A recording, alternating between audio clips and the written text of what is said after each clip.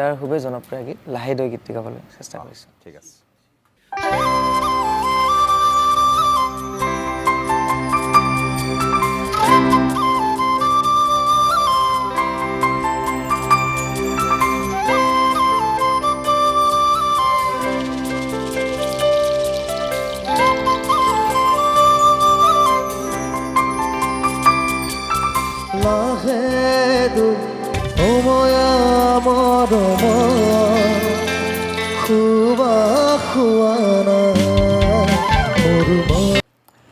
তুমি নিজে ভাবিছিলানে যে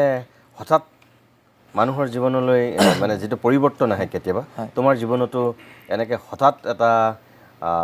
ভিডিঅ'ই তোমাৰ জীৱনটোত এনেকৈ এটা খলকনি সৃষ্টি কৰাই দিব আসলতে মই ভবা নাছিলোঁ যিদিনাখন মই হাৰ্মিংটো গাইছিলোঁ মোৰ লগৰ এজনে ভিডিঅ' কৰি আছিলে থাকিলে মই এনেকৈ ভিডিঅ'টো মোক দেখালে আৰু আহি পোৱাৰ পিছত মই ভিডিঅ' মানে ফেচবুকত অলপ অলপ পোষ্ট কৰি থাকোঁ মাজে সময় তো মই সেইদিনৰ ভিডিঅ'টো এনে পোষ্ট কৰি দিলোঁ দিয়াৰ লগে লগে মানে ভিডিঅ'টো জুঞ্জৰি শেষ হয় মন্দলি শেষ হয় এটি ফল যে বুকু বিদাৰি ৰয় এই যে তুমি ৰহিম ৰাজ শেহতীয়াকৈ তুমি ভাইৰেল হ'লা ইয়াৰ আগত তুমি মঞ্চত গীত কেতিয়াৰ পৰা গাইছিলা মই জুবিন গাৰ্গৰ এটা বিশেষ গীতৰ কিয়দাংশ যেতিয়া তেওঁ এটা সংগীতানুষ্ঠানৰ শেষত পৰিৱেশন কৰিছিল তাৰপিছতে তেওঁ সামাজিক মাধ্যমত ব্যাপক ৰূপত ভাইৰেল হৈছিল আৰু আজি সেইগৰাকী যুৱককেই আমি ষ্টুডিঅ'ৰ অতিথি কৰিছোঁ ৰহিম ৰাজ নলবাৰীৰ যুৱক সংগীতৰ ক্ষেত্ৰখনত তেওঁ কিছুদিন হ'ল জড়িত হোৱা কিন্তু যি ধৰণে তেওঁ নিজক আগুৱাই লৈ যাব পাৰিব লাগিছিল হয়তো তেওঁ সেয়া হোৱা নাছিল কিন্তু শেহতীয়াকৈ তেওঁ সপোনটোৱে সাকাৰ ৰূপ পোৱাৰ দিশত অগ্ৰসৰ হৈছে আৰু সেই তেনেকুৱা এটা সময়তে আজিৰ ষ্টুডিঅ'ৰ অতিথি কৰিছোঁ সেইগৰাকী যুৱক ৰহিম ৰাজক ৰহিম মই তোমাক অনুষ্ঠানলৈ স্বাগতম জনাইছোঁ নমস্কাৰ প্ৰথমতে তোমাক পলমকৈ হ'লেও মই বহাগৰ শুভেচ্ছা জনাইছোঁ বহুত বহুত ধন্যবাদ আজি তোমাৰ পৰা কিছু গীত শুনিম দৰ্শককো শুনাম আৰু কিছুমান কথা পাতিম সৰু সুৰাকৈ সেইকাৰণে আজি মাতি আনিছোঁ এই যে তুমি ৰহিম ৰাজ শেহতীয়াকৈ তুমি ভাইৰেল হ'লা ইয়াৰ আগত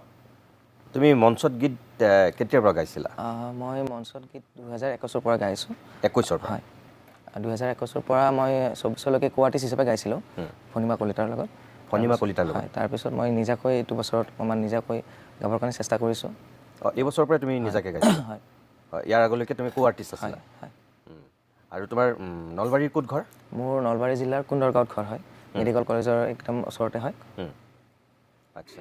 আৰু তোমাৰ ঘৰত কোন কোন আছে মোৰ ঘৰত মা দেউতা মই আৰু ভাইটি মই তোমাৰ দুই এটা কথা মই চাইছোঁ সামাজিক মাধ্যম মই পাইছোঁ তুমি কৈছা ঘৰৰ কথা তোমাৰ দেউতা মায়েও তোমাক লৈ কিবা কিবি কৈছে মই অকণমান দেখিছোঁ তথাপিও এনেই মই সুধিছোঁ তোমাক সংগীত তুমি কাৰ ওচৰত শিকিছিলা সংগীতৰ মোৰ তেনেকুৱা আনুষ্ঠানিক শিক্ষা নাই 2014 মানত মই গীটাৰ শিকিব গৈছিলোঁ আমাৰ নলবাৰীতে তাৰ পৰা 17 মানলৈকে মই গীটাৰ শিকিছিলোঁ মাজে মাজে গেপ হৈছে বাৰু পঢ়াৰ কাৰণে তাৰপিছত 2017-18 মানৰ পৰা মই ষ্টেজত গীটাৰ বজাইছিলোঁ তাৰ পৰা মই এনেকৈ মানে ষ্টেজত গীটাৰ বজাই থাকোঁতে ভণিমা কলিতাক লগ পালোঁ তাৰ পৰা তেওঁ ক'লে তুমি গীটাৰ বজাব নালাগে মোৰ গান শুনিলে আৰু এবাৰ দুবাৰমান তাৰপিছত তুমি মোৰ লগত গাব লাগিব তেনেকৈ মোৰ যিটো মানে সাংগীতিক যাত্ৰা আৰম্ভ হৈছিলে মানে 17-18 পৰা তুমি 21 মানলৈকে গীটাৰ বজালা গীটাৰ বজাইছোঁ তাৰপিছত 21 পৰা তুমি কো আৰ্টিষ্ট হ'লা হয় আৰু এইবাৰ তুমি প্ৰথম নিজাকৈ তুমি আত্মপ্ৰকাশ কৰিছিলা ন ঠিক আছে এনেকৈ আমি অকণমান কথা পাতিম কিন্তু মই কৈছোঁৱেই আজি গীত শুনিবৰ কাৰণে তোমাক মাতি আনিছোঁ আৰু প্ৰিয় দৰ্শক মই আপোনালোকক এটা কথা কওঁ যে আজি অকল আমি জুবিন গাৰ্গৰ গীত শুনিম এইবাৰ অসমবাসীৰ কাৰণে এইটো প্ৰথমটো বহাগ বিহু অসমবাসীয়ে উদযাপন কৰিলে জুবিনবিহীনভাৱে জুবিনৰ অনুপস্থিতিত এইবাৰ বহাগৰ মঞ্চবিলাক এক প্ৰকাৰ বেলেগ ধৰণেৰে অসমবাসীয়ে প্ৰত্যক্ষ কৰিছে কিন্তু তাৰ মাজত জুবিনৰ গীতবিলাকক কোনোবাই প্ৰাণ ঢালি গাবলৈ চেষ্টা কৰিছে ধৰি ৰাখিব বিচাৰিছে আৰু ভৱিষ্যতৰ প্ৰজন্মৰ মাজতো তেওঁলোকে বিলাব বিচাৰিছে আৰু তেনেকুৱা এটা সময়তে এইগৰাকী ৰহিম ৰাজ ওলাই আহিছে জুবিনৰ গীত গাবৰ কাৰণে আৰু শেহতীয়াকৈ তেওঁ কিছু বিখ্যাত হৈছে তেওঁৰ জীৱনৰ এইটো প্ৰথমটো এটা টেলিভিছন শ্ব' আজি তেখেতে নিজেই কিছু কথা হয়তো পৰৱৰ্তী সময়ত আপোনালোকৰ আগত কোৱাৰ পিছত গম পাব আহক আজিৰ অনুষ্ঠানটো জুবিনৰ এটা গীতেৰে আমি আৰম্ভ কৰি লওঁ কোনটো গীত গাবা এতিয়া প্ৰথমতে মই জুবিনদাৰ শেহতীয়াকৈ মুক্তি পোৱা ৰৈ ৰৈ বিনালে জোন জুলি গীতটি গাবলৈ বিচাৰোঁ ঠিক আছে ঠিক আছে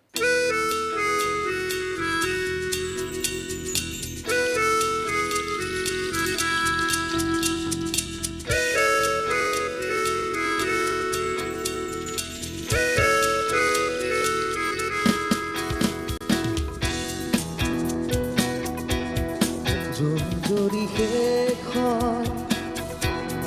মন গলি শেষ হয় এটি এটি ফল যে বুকু বিদাৰি ৰয় তুমি নাহি দেখো ৰাতিও ৰপুৱাই ভঙা কলি যাব ৰৈ ৰৈ বিনা জোন জৰি শেষ হয় মন গলি শেষ হয় এটি এটি ফল যায় বুকু বিদাৰি ৰয়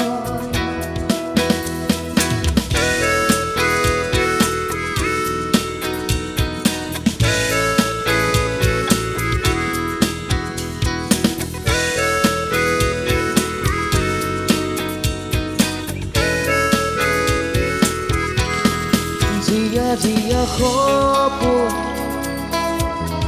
ৰিঙা ৰিঙা চোন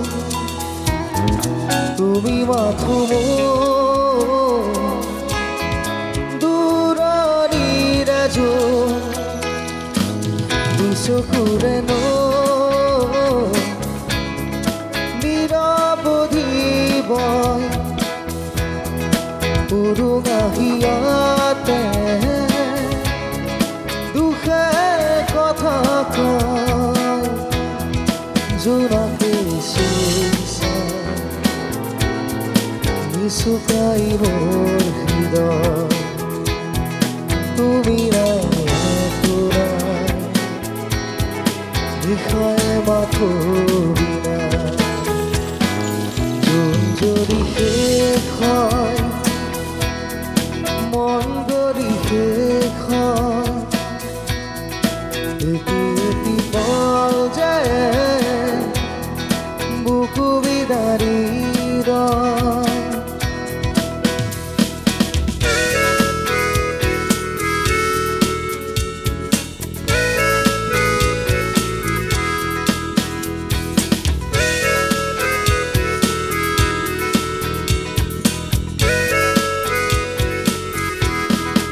উশাহে উশাহে বেদনা বৰষে সুৰে সুৰে গানে চকুৰো তোমাৰে মিঠৰি বতাহ সুবাস বিচাৰো উকা চলতে এধাৰ বুটলো তমসাৰী মায়া এতিয়া প্ৰতিদিন প্ৰতিবাৰ ধুমুহাৰ নাচো জোন জৰি শেষ হয় মন গলি শেষ হয় এটি এটি ফল যায় বুকু বিদাৰি ৰয় তুমি নাহি দেখো ৰাতিও ৰপুৱাই ভঙা কলি যাব ৰৈ ৰৈ বিনা জোন জৰি শেষ হয় শেষ হয় এটি পল যে বুকু বিদাৰীৰ ধন্যবাদ ভাল লাগিল ৰহিমৰ যিটো শেহতীয়া যিটো উত্থান সেই যিটো তুমি জুবিনৰ গীতৰ হামিং দিছিলা সেই অনুষ্ঠানটো ক'ৰ আছিলে এইটো অনুষ্ঠান আছিল আমাৰ নলবাৰী জিলাৰ অমেয়াপুৰৰ অঞ্চলৰ নন্দগাঁৱত আছিল এইটো দুবহাগৰ অনুষ্ঠান আছিল মোৰ তাত আছিল তাত যিটো ভিডিঅ'ত সাধাৰণতে মই দেখিছিলোঁ যে তাত তোমাৰ দৰ্শক বৰ বেছি নাছিল কিন্তু আৰু অনুষ্ঠানটো চাগে একেবাৰে শেষ হোৱাৰ সময়ত তুমি তাত সেই গীত বা হামিংটো তুমি কৰিছিলা নেকি হয় মানে সিদিনাখনে ৰাতি আমাৰ নলবাৰী অঞ্চলত বহুত ডাঙৰ ধুমুহা বতাহ আহিছিল তো ৰাতি 12টামান বজাত মানে ডাঙৰকৈ ধুমুহা বতাহ আহাত মানে আধা মানুহ এটা প্ৰেক্ষাগৃহ আছিল তাত সোমাই গ'ল আধা ঘৰৰ ফালে গুচি গ'ল তো যিখিনি সময়ত মই হাৰ্মিংটো গাইছিলোঁ সেইখিনি সময়ত 3টামান বাজিছিল একদম কম সংখ্যক মানুহ হৈছিল তেওঁলোকে মোক মানে ৰিকুৱেষ্ট কৰিছিলে গীতটি গাবৰ বাবে তেতিয়া গাইছিলোঁ এইটো তুমি নলবাৰীৰ বাহিৰে আৰু ক'ৰবাত অনুষ্ঠান কৰিছিলানে কৰি আছোঁ বৰ আগৰ পৰা কৰি আছোঁ হাজো নগাঁও বৰপেটা সৰভোগ এনেকুৱা ঠাইবোৰত কৰি আছোঁ এতিয়া এই তোমাৰ যিটো ভাইৰেল হ'ল সেই তাৰ পিছৰ পৰা তোমাকতো অসমৰ বহু মানুহে চাগে এতিয়া তোমাক সংগীতৰ কাৰণে যোগাযোগ কৰিছে মই তোমাৰ এখন তালিকাও দেখিলোঁ শেহতীয়াকৈ যে এখন একদম প্ৰত্যেক দিনেই জুবিন গাৰ্গ অংগৰাগ পাপন মহন্তহঁতৰ নিচিনাকৈ এখন দীঘলীয়া লিষ্ট ক'ত এটা দিনো তোমাৰ খালী নোহোৱাকৈ এতিয়া কিমান দিনলৈকে তুমি বুক হৈছা এতিয়া মোৰ 34খন অনুষ্ঠান আছে আৰু হৈছে মই লিষ্টখন এড কৰা নাই নতুনকৈ হৈছে যোৱা পৰহিলৈকে তোমাৰ এইটো শেহতীয়া উত্থান নাই হয় হয়নে নহয় এই ভাইৰেল হোৱাৰ পিছতো তুমি এনেকৈ ধৰণৰ মঞ্চ পাইছা হয় তুমি নিজে ভাবিছিলানে যে হঠাৎ মানুহৰ জীৱনলৈ মানে যিটো পৰিৱৰ্তন আহে কেতিয়াবা তোমাৰ জীৱনতো এনেকৈ হঠাৎ এটা ভিডিঅ'ই তোমাৰ জীৱনটোত এনেকৈ এটা খলকনি সৃষ্টি কৰাই দিব আচলতে মই ভবা নাছিলোঁ যিদিনাখন মই হাৰ্মিংটো গাইছিলোঁ মোৰ লগৰ এজনে ভিডিঅ' কৰি আছিলে থাকিলে মই এনেকৈ ভিডিঅ'টো মোক দেখালে আৰু আহি পোৱাৰ পিছত মই ভিডিঅ' মানে ফেচবুকত অলপ অলপ পোষ্ট কৰি থাকোঁ মাজে সময় তো মই সেইদিনাৰ ভিডিঅ'টো এনে পোষ্ট কৰি দিলোঁ দিয়াৰ লগে লগে মানে ভিডিঅ'টো ভালদৰে মানে ভিউ আহিল তাৰপিছত বহু পেজে মানে ভিডিঅ'টো শ্বেয়াৰ কৰিলে এনেকৈ মানে ভিডিঅ'টো ভাইৰেল হৈ গ'ল মই ভবা নাছিলোঁ ইমানখিনি ৰাইজে মৰম দিব আকলি ল'ব সেনেকৈ আৰু প্ৰিয় দৰ্শক যিটো ভিডিঅ' ভাইৰেল হৈছে ইতিমধ্যে আপোনালোকে অজস্ৰবাৰ দেখিছে সামাজিক মাধ্যম যোগে মই এতিয়া লাইভত অকণমান আপোনালোকক ৰহিমৰ কণ্ঠত সেই হামিংটো অকণমান মই দেখুৱাব বিচাৰোঁ তুমি অসুবিধা পাবা নেকি এতিয়া অকণমান অসুবিধা হয় মানে মোৰ মাতটো একেদিন অনুষ্ঠান কৰি ভাগি আছে তথাপিও অকণমান মই ট্ৰাই কৰিছোঁ বেয়া হ'ব কি জানি মই নাজানো ভুল হ'লে ক্ষমা কৰি দিব সকলো ঠিক আছে ইমেজৰ লগত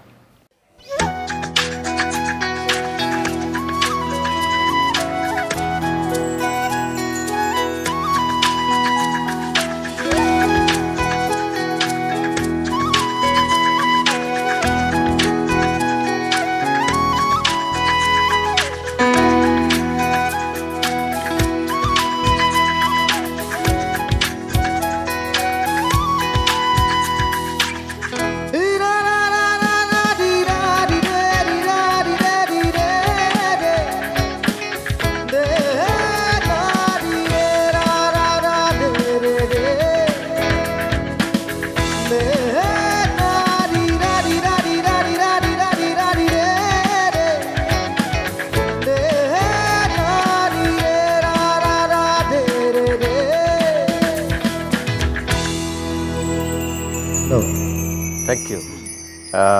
প্ৰিয় দৰ্শক এনেকৈ তেওঁ ভাইৰেল হৈছিল ৰহিম মই এটা কথা কওঁ তোমাৰ মানে এডুকেশ্যন শিক্ষা তুমি ক'ত গ্ৰহণ কৰিছিলা মই শিক্ষা বৰভাগ কলেজৰ পৰা কমপ্লিট কৰিছোঁ গ্ৰেজুৱেশ্যন কমপ্লিট হৈছে তুমি কলেজত গীত গাইছিলা কলেজৰ যেতিয়া পঢ়ি আহিছিলোঁ তেতিয়া মই গীত গোৱা নাছিলোঁ বজাইছিলোঁ আৰু ঘৰত গাইছিলোঁ মই মঞ্চত মানে লাজ লাগিছিল গাবৰ কাৰণে তাৰপিছত লাহে লাহে আৰু লাজটো ভাঙিলোঁ মানে স্কুল কলেজত তুমি গীত গোৱাই নাই গোৱাই নাই লাষ্টটো তোমাৰ কেতিয়া প্ৰথম ভাগিলে? লাষ্টটো লাহে লাহে আমাৰ গাঁৱৰ যিবিলাক অনুষ্ঠান আছিল, আমাৰ গাঁৱৰ মানুহখিনি জানে আৰু মই গান গাওঁ বুলি, তেওঁলোকে মানে এটা দুটাকৈ এনেকৈ গাবলৈ দিয়ে, মানে জোৰ জবস্তি আৰু মানে গাবই লাগিব। সেনেকুৱাকৈ গোৱাতে গোৱাতে অকণমান লাষ্টটো ভাঙি গৈছিল সেনেকুৱাকৈ। আচ্ছা, আৰু তোমাৰ মা দেউতাই কি কৰে? মোৰ দেউতাই প্ৰথমতে কেৰাচিন তেলৰ যিটো আমাৰ হেৰি কৰে সেইটো আছিল, তাৰপিছত দেউতাই টেম্পু চলাইছিল। এতিয়া দেউতাই অসুখ হোৱাৰ পৰা ঘৰতে থাকে, আৰু ভাইটি এনেকুৱা বিজনেছ আছে অকণমান, ধৰি লওক ট্ৰেক্টৰ আছে, এইবিলাক বিজনেছ চাই থাকে সি। তেখেতে আগতে টেম্পু চলাইছিলে, হয়, অসুখ হোৱাৰ পিছত বাদ দিলে। বাদ দিলে। আৰু তুমি এই যে 18 চনৰ পৰা 21 চনলৈকে তুমি হয়, মানে বজাইছিলা, হয়। তাৰপিছত তুমি কো আৰ্টিষ্ট হৈছিলা, তাৰ বাহিৰে তুমি বেলেগ কিবা কাম কৰিছিলা নেকি আৰু? তাৰ বাহিৰে মই অকণমান প্ৰডাকশ্যনৰো কাম কৰোঁ, মেনেজমেণ্টৰ কাম, নিজা নিজা গানৰ কিছুমান কৰি থৈছোঁ অকণমান অকণমান, শিকি আছোঁ আৰু ভালকৈ কৰিব ইচ্ছা আছে সেনেকুৱা, তেতিয়া সেইখিনি শিকি আছিলোঁ আৰু। ঠিক আছে বাৰু, আৰু এটা গীত শুনি লওঁ, তাৰপিছত আকৌ কথা পাতিম। ঠিক আছে। এইবাৰ কি শুনাবা? এইবাৰ জুবিন দাৰ খুবেই জনপ্ৰিয় গীত লাহে দৈ গীতটি গাবলৈ চেষ্টা কৰিছোঁ। ঠিক আছে।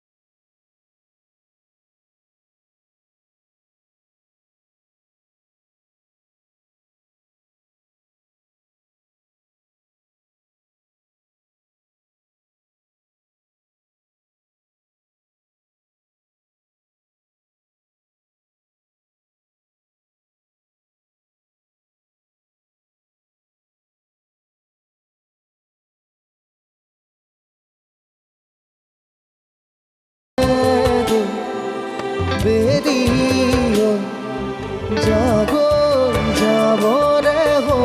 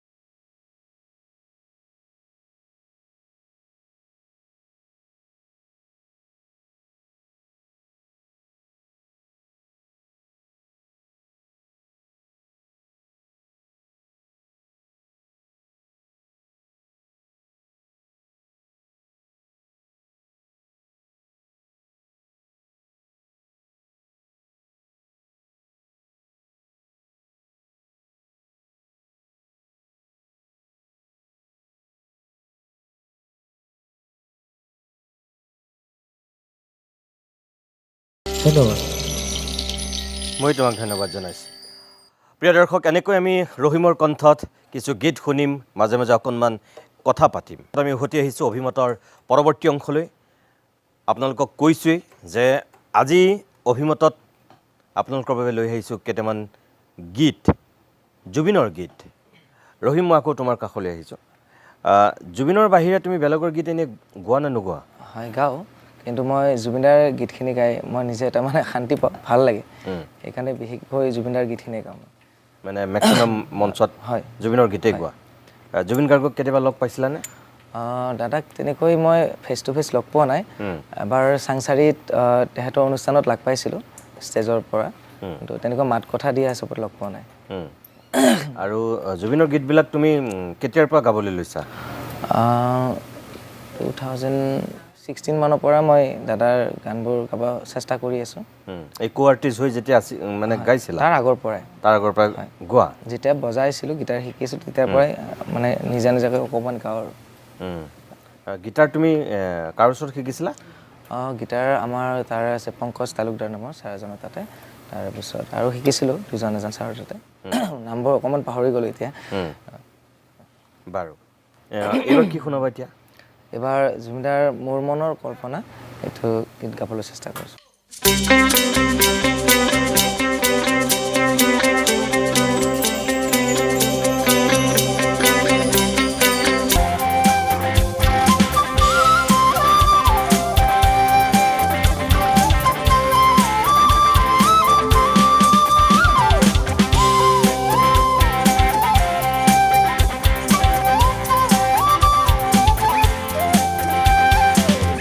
তুলসী